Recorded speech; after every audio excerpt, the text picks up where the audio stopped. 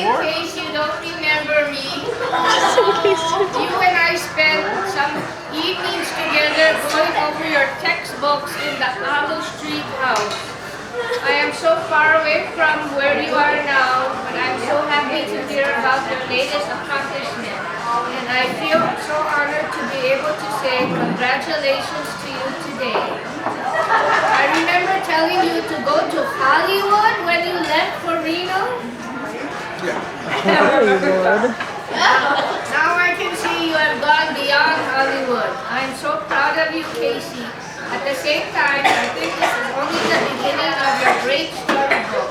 The world is big, there is so much to learn, and so much to see. So go get it, Casey. I'm always wishing you all the best for this